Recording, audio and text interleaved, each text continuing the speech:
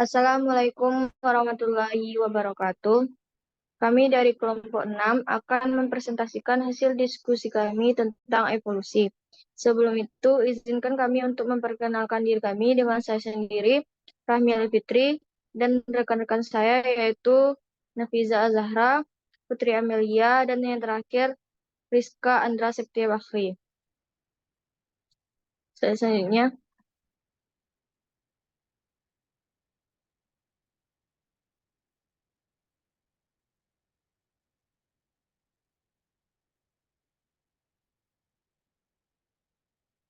baiklah, slide pertama akan dijelaskan dengan saya sendiri.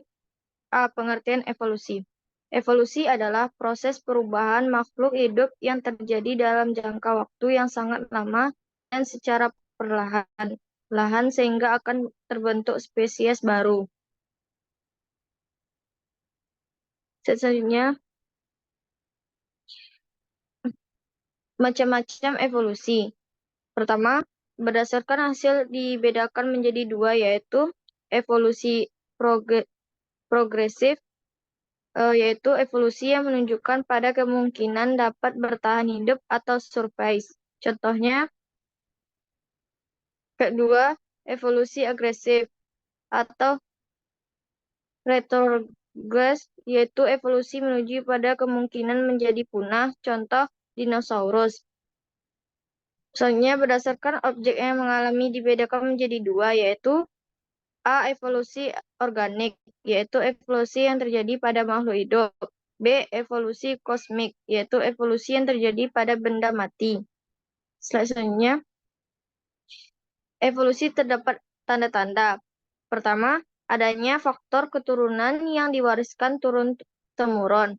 Kedua, adanya variasi sifat keturunan. Ketiga, adanya hubungan kekekalan sifat dengan keadaan alam. Selanjutnya, ciri-ciri evolusi. Pertama, evolusi adalah perubahan dalam satu populasi, bukan perubahan individu. Kedua, perubahan yang terjadi hanya frekuensi gen-gen tertentu, sedangkan sebagian besar sifat gen tidak berubah. Ketiga, evolusi memerlukan penyimpanan genetik sebagai bahan mentahnya. Dengan kata lain, harus ada perubahan genetik dalam evolusi. Keempat, dalam evolusi perubahan diarahkan oleh lingkungan. Harus ada faktor pengarah sehingga evolusi adalah perubahan yang selektif. Evolusi mempunyai mekanisme. Pertama, mutasi. Mutasi adalah perubahan materi genetik, gen, atau kromosom yang dapat pada keturunannya. Mutasi ini akan menghasilkan alel baru, kemungkinan melalui proses perkawinan. Kombinasi akan menghasilkan variasi baru. Baiklah, set selanjutnya akan dijelaskan oleh Nafiza. Kepada Nafiza dipersilahkan. Selanjutnya ada asal-usul kehidupan.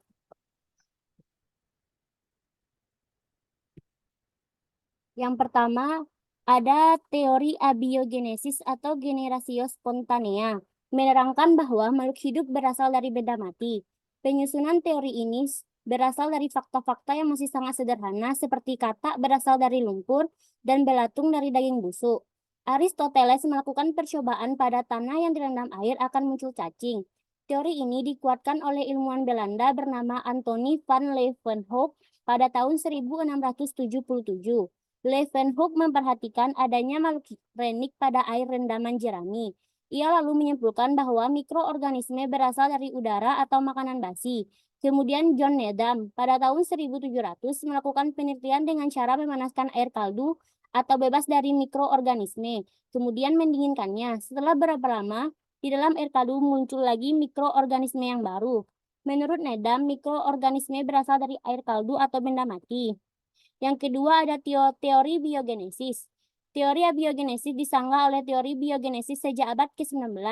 Teori biogenesis menyatakan bahwa makhluk hidup berasal dari makhluk hidup.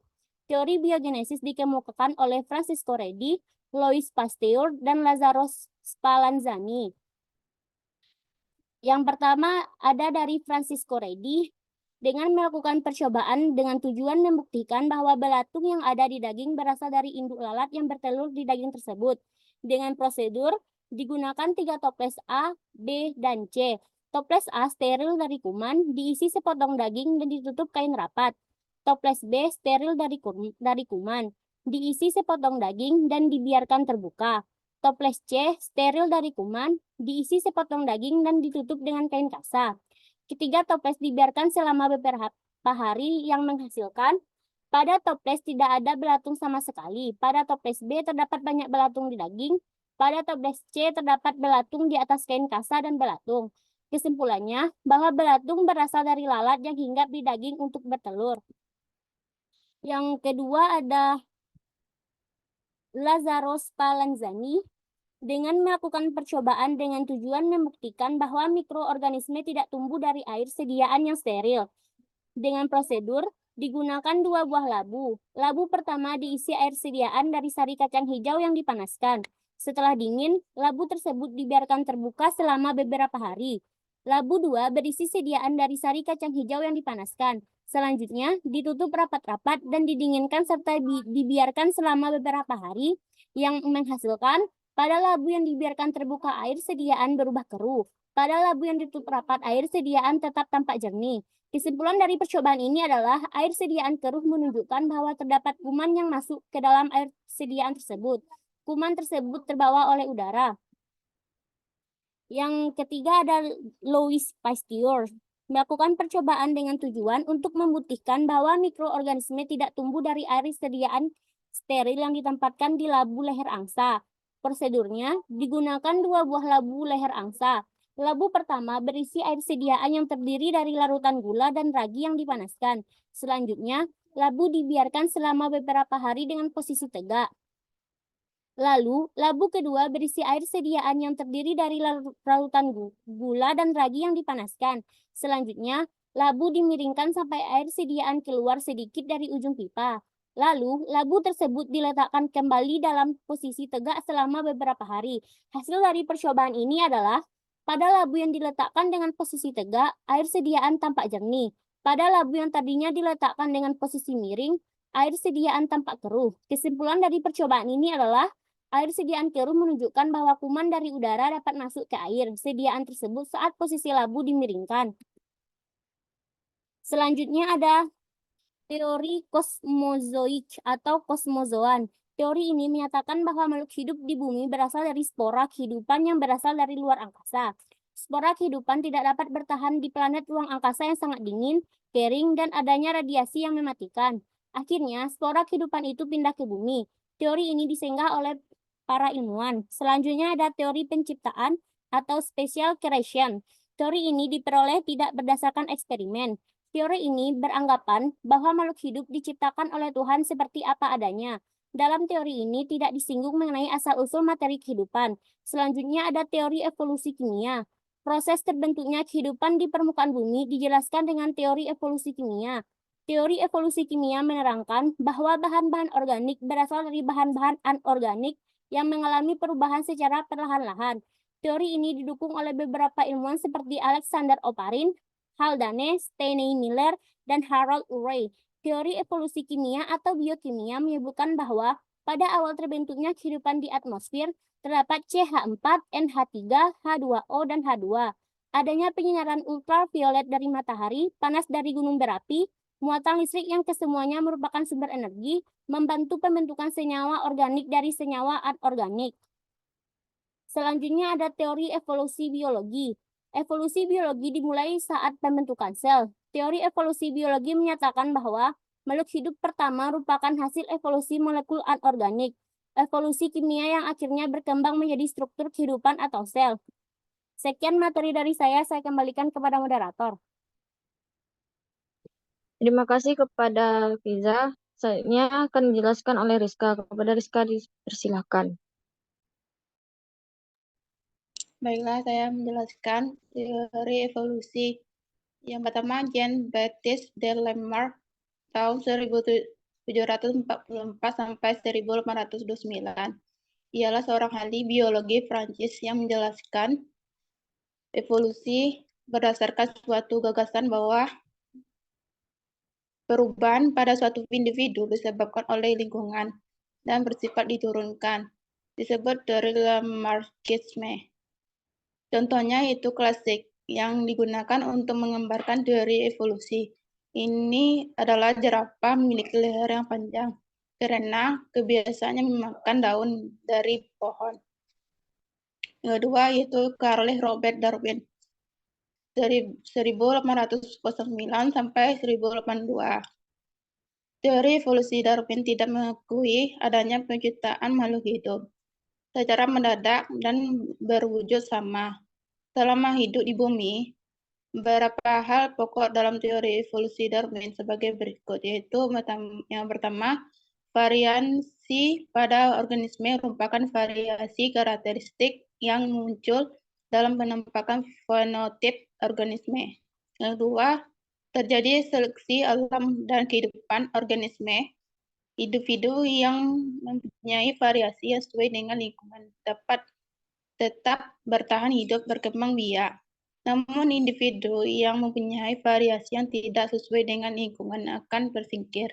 Contohnya, nenek moyang jerapah ada yang berleher pendek dan ada yang berleher panjang. Jerapah yang berleher pendek mati karena tidak memperoleh makanan. Jerapah yang berleher panjang bertahan hidup. Jerapah yang berleher panjang tetap dapat melangsungkan kehidupannya. Petunjuk adanya evolusi. Ada variasi makhluk hidup. 2. Ada fosil. 3. Homologi dan analogi alat-alat makhluk hidup. 4.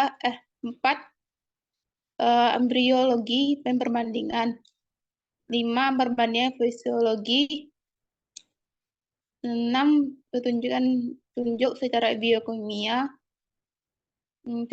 Pertunjukan peristiwa domestika.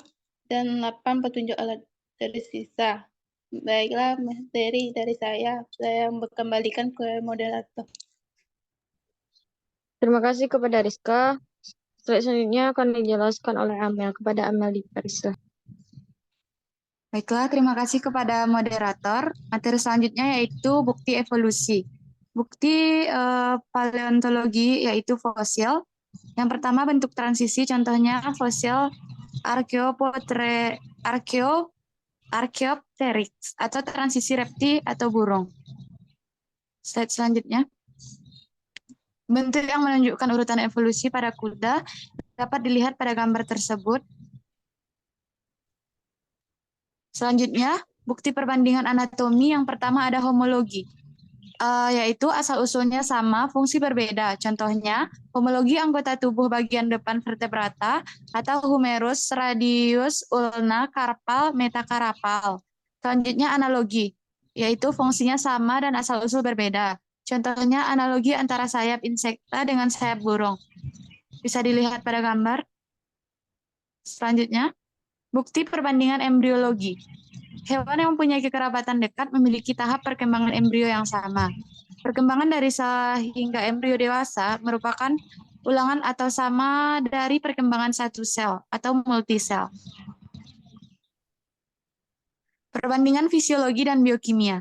Pada dasarnya, evolusi adalah gejala biokimia. Pertama, kimia protoplasma, kimia kromosom, kimia enzim, kesamaan hormonal, dan perbandingan serologi. Kelima, bukti dari perbandingan sitologi. Yang pertama, sel merupakan unit struktur kehidupan, adanya DNA dan RNA. Keenam, bukti dari genetika. Manusia mampu melakukan penyilangan atau hibridasi terhadap tumbuhan atau hewan untuk menghasilkan varietas-varietas baru. Selain itu, telah diketahui bahwa bereditas merupakan dasar untuk terjadinya evolusi. Yang ketujuh, bukti dari taksonomi. Baik tumbuhan ataupun hewan dapat dikelompokkan ke dalam hierarki takson. Hal tersebut menunjukkan adanya kekerabatan antara individu-individu yang ada di alam ini. Bukti dari hubungan biogeografis. Yang pertama yaitu adanya kesamaan antara fauna dan flora yang ada di beberapa bagian bumi ini terdapat 6 daerah biogeografis. Yang pertama, Nearktik, Palearktik, Neotropical, Oriental, Ethiopian, Australian. Selanjutnya, sekianlah materi dari saya kembalikan kepada moderator. Terima kasih kepada Amel. Sampai disinilah hasil diskusi kami. Kalau ada salah dan kurang, mohon dimaafkan. Kami akhiri. Assalamualaikum warahmatullahi wabarakatuh. Waalaikumsalam warahmatullahi wabarakatuh.